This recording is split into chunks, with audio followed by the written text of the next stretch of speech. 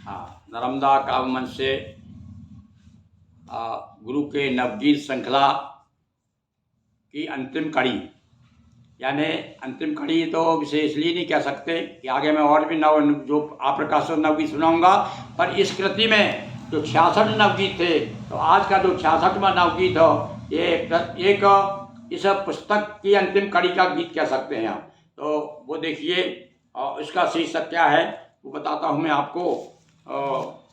देखिए, मैंने उसे बंदी कर दी। बिलख रही महतारी, आज ये बिलख रही महतारी। और देखिए, संयोग ऐसा है कि सामने कौन सा इस आलेख आया है समीक्षा के अभिनव सोपान में। यह आलेख आया है डॉक्टर कृष्ण गोपाल मिश्र।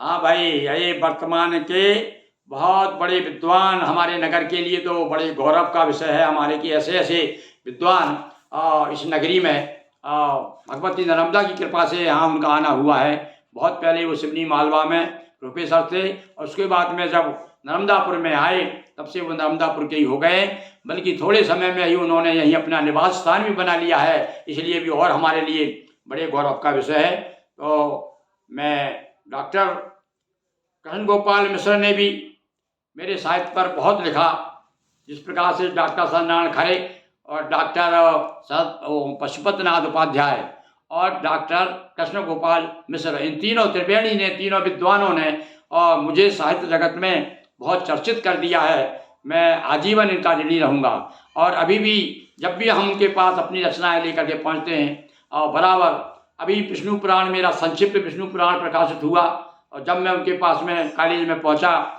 तो उन्होंने बड़े स्नेह के साथ में और अपने उस पर समीक्षा लिख करके दी, और वो आपको विष्णु पुराण में मैं आपको कभी पढ़ के सुनाऊंगा। आज तो नवगीत पर उन्होंने मेरे नवगीत पर भी बहुत लिखा है।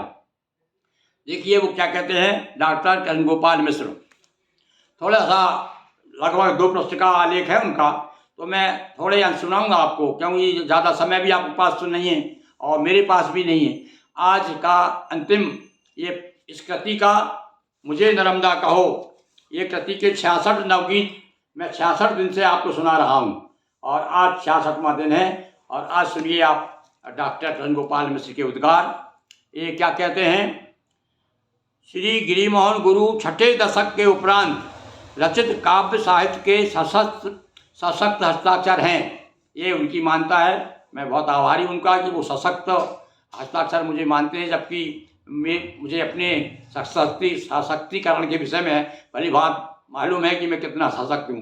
खैर, ये उनकी दृष्टि है, उसका मैं अभिनंदन करता हूँ।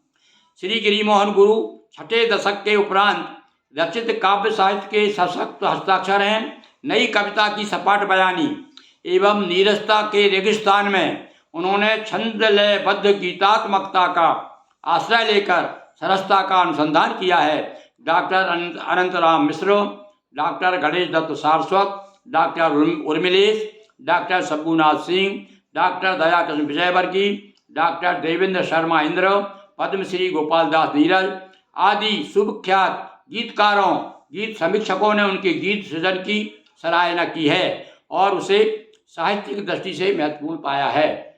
बहुत बहुत इस बार पुनः आभार मानते हुए आदरणीय मिश्र जी का, मैं आपको आज का अंतिम गीत, इस कृति का अंतिम गीत, आज का अंतिम गीत नहीं, इस पुस्तक का अंतिम रचना गीत नवगीत सुना रहा हूँ। सुनिए।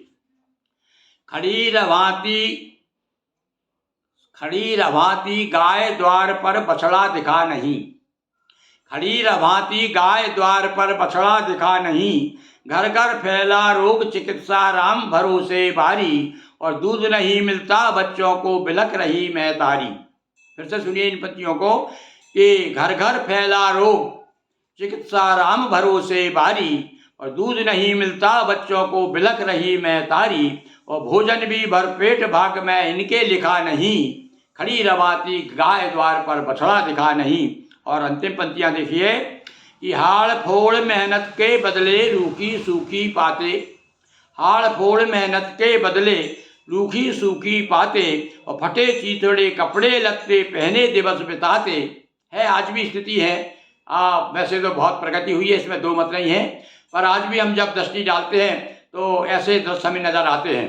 कैसे कि हाड़ फोड़ मेहनत के बदले सूखी सूखी पाते, और फटे चीथड़े कपड़े लत्ते पहने दिवस बिताते, और बासा या उच्छिष्ट द्वार पर इनके फिका नहीं, बासा या उच्छिष्ट द्वार पर इनके फिका नहीं, और खड़ी रवाती गाय द्वार पर बछड़ा दिखा नहीं, बछड़ा दिखा नहीं। बहुत बहुत धन्यवाद।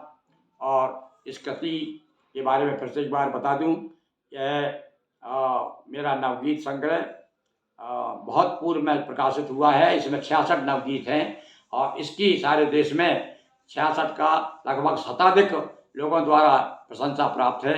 और आज यह कृति समाप्त करता हूँ, और आगामी कल से जब भी समय मिलेगा आपको और नए नए गीत मैं आपको सुनाता रहूँगा।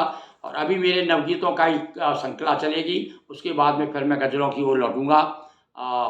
एक बार पुनः सभी उन साथियों को जो सुन रहे हैं, सराह रहे हैं, और उन साथियों को भी जो उपेक्षा भाव से कभी खोलते हैं और एक दो पाँच लाइन पढ़ करके बंद कर देते हैं, उन्हें भी मैं बहुत बहुत उनका कहना चाहिए आभारी हूँ, क्योंकि कम से कम उन्होंने मेरे चैनल को खोला। तो बहुत बहुत धन्यवाद।